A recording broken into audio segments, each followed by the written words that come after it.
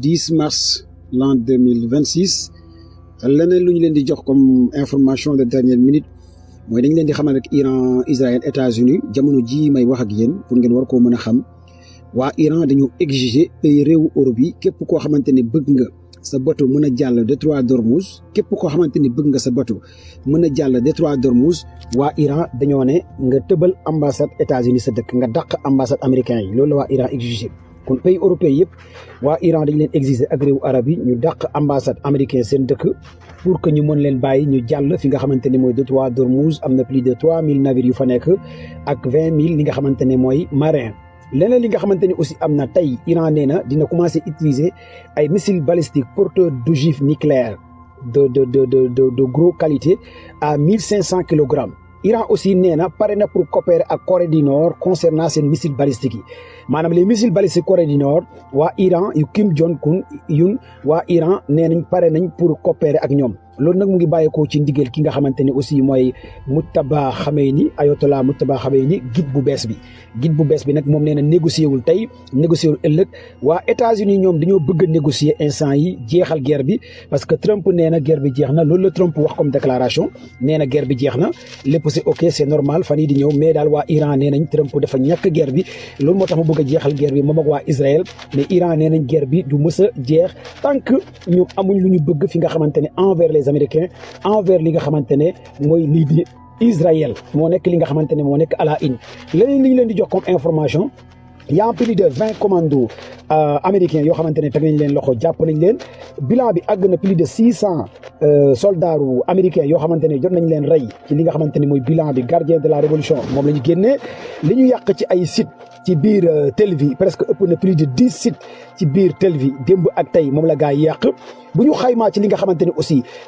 Hezbollah def na ko fi nga xamante ne mooy ay chars de combat Israël waa Hezbollah jàpp nañ plus de 20 soldats Israël waa Hezbollah rey nañ lu jëm ci 100 soldats Israël mais waa Hezbollah aussi yàq nañ plus de 10 à 12 chars de combat lii di Israël waa Hezbollah aussi seen force bii di force Ridwan dugg nañ fi nga xamante ne mooy frontière biir Israël te ñoom dañoo pare dugg par la voie terrestre fi nga xamante ne mooy Israël waa Hezbollah lii lañ décidé dañoo ne ñoom Iran na bombardé ci kaw ñoom ñu dugg fi nga xamante ne biir Israël kon daal gars yi pare nañ pour daaneel li nga xamante ne Israël jamono jooju Houthi nekk ca Yémen daaneel nañ ñaari bateau américain taal nañ ko fi nga xamante ne mooy mer Rouge beneen porte avion américain yi gars yi door nañ ko ay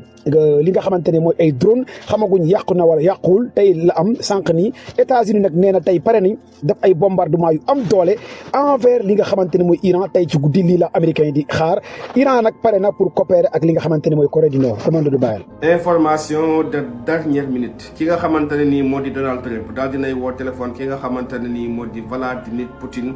am na la ñu waxante dinañ ci ñëw incha allah ci biir vidéo bi mbokk yi l'heure est grave l'heure est plus que grave conflit Iran Israël ak ki nga xamante ne nii moo di États-Unis quelques informations rek yi nga xamante ni moo jamono bii moo gën a nekk en show loolu lañ leen fas yéene dégtal incha allah mais balaa boobu comme d'habitude rek bu leen fàtte abonné ci chaîne bi mais aussi ngeen amee vidéo bi boo ko mën a partage aussi tamit ngeen partage ko donc tey la mardi 10 mars 2026 ki nga xamante ne nii moo di Donald Trump mbokk yi démb ci lundi bi 9 mars 2026 dafa woo ki nga xamante ne nii moo di maanaam Vladimir Poutine waxtaan ak moom ci li nga xamante ne jamono bii mooy crise bi nga xam ne am na fële ca Moyen-Orient bi rawatina conflit bi nga xam ne dox na ci diggante États-Unis Iran ak ki nga xamante ni moo di Israël ngir Vladimir Poutine mën a intervenir ci li nga xamante ni moo di cessez-le-feu bi ndax xam ngeen ne instant bi Trump dafa war daal bëgg ñu daal di cesser li nga xamante ne nii moo di feu bi maanaam dafa bëgg iranien yi daal di dakkandi li nga xamante ne nii moo di xeex bi iranien yi daal di koy xamal na ko guerre bi bu fekkee dafa war a jeex di yow yaa koy décider mais ñun ñoo koy décider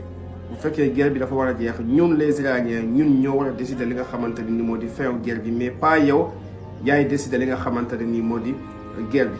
loolu nag moo tax Donald Trump jokkoon ak ki nga xamante ne nii moo di Vladimir Poutine ngir mu intervenir ci li nga xamante ne nii moom moo di guerre bi kon ci mëntee tënk ngeen xam ne mbokk yi moment bii xam leen ne iranien yi gagné nañ li nga xamante ne nii moom moo di guerre bi ndax bépp plan boo xam ne Trump daf ko tegoon jàpp ne plan yëpp dafa daal di échoué ndax Trump ci boppam moo xam ne carrément bu baax a baax ne moom réponse bi nga xam ne iranien yi def nañ ko moom daf ko jaaxal daf ko bett moom mosul woon yaakaar ne iranien yi toog nañ ci lii ci wàllu missile moo tax affaire bi moom daf ko sax dépassé moment bii may wax ak yéen moom Donald Trump moo tax instant bi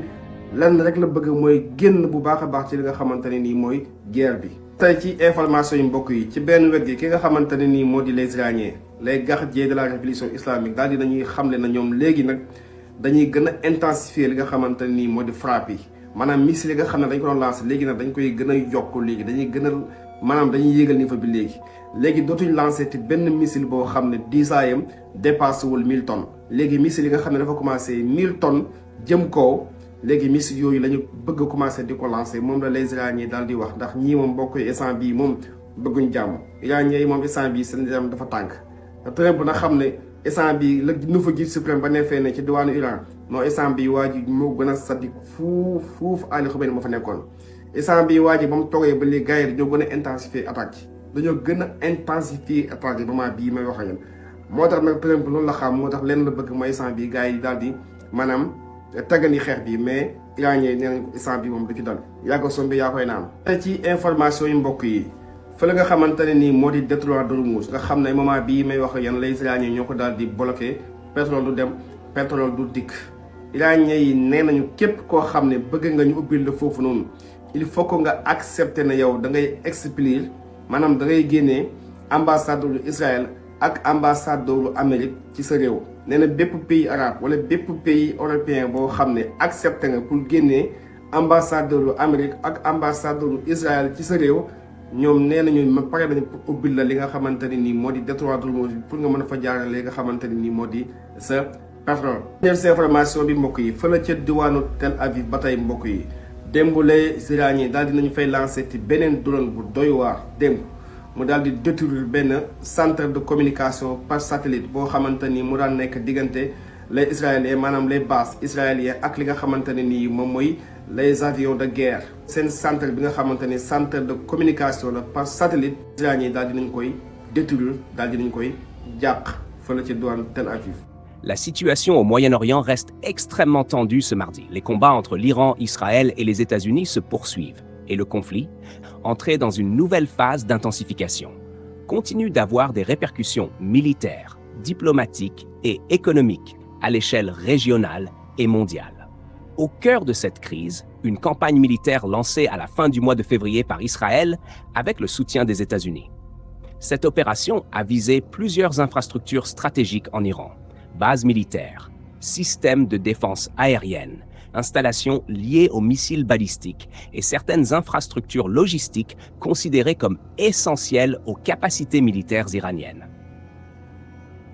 Depuis le début de cette offensive, plusieurs milliers de cibles auraient été frappées sur l'ensemble du territoire iranien, notamment autour de Téhéran et dans plusieurs provinces stratégiques du pays. Au cours des dernières heures, des frappes supplémentaires ont été signalées autour de la capitale iranienne. Des dépôts pétroliers et des installations industrielles ont été touchés, provoquant d'importants incendies et d'épais nuages de fumée visibles à plusieurs kilomètres. Les autorités iraniennes dénoncent une escalade majeure et affirment que ces attaques représentent un danger pour les populations civiles et l'environnement, en raison de la dispersion de substances toxiques dans l'air. Sur le plan militaire, l'objectif déclaré de la coalition américano-israélienne reste la neutralisation des capacités balistiques et aériennes iraniennes. Selon des responsables militaires, les premières vagues de bombardements auraient permis de dégrader une partie importante du réseau de défense aérienne iranien et de prendre l'avantage dans l'espace aérien au-dessus de plusieurs régions du pays. Mais l'Iran continue de riposter. Depuis le début du conflit, les forces iraniennes ont lancé des centaines de missiles balistiques et des milliers de drones vers des cibles israéliennes et vers plusieurs installations militaires américaines dans la région. Des attaques ont également été signalées dans plusieurs pays du Golfe où sont stationnées des forces occidentales.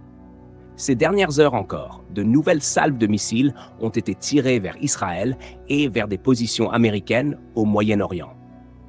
montrant que les capacités de frappe iraniennes restent actives malgré les bombardements intensifs. Les systèmes de défense antimissiles israéliens et ceux de plusieurs États du Golfe ont intercepté une grande partie de ces projectiles, mais certaines frappes ont tout de même causé des dégâts matériels et des victimes. Des interceptions de missiles ont également été signalées dans l'espace aérien de plusieurs pays de la région. Le conflit a désormais une dimension régionale élargie. Des incidents et attaques ont été signalés dans plusieurs États du Golfe, tandis que des tensions militaires apparaissent également sur d'autres fronts, notamment à la frontière entre Israël et le Liban. Le bilan humain reste lourd et continue d'augmenter.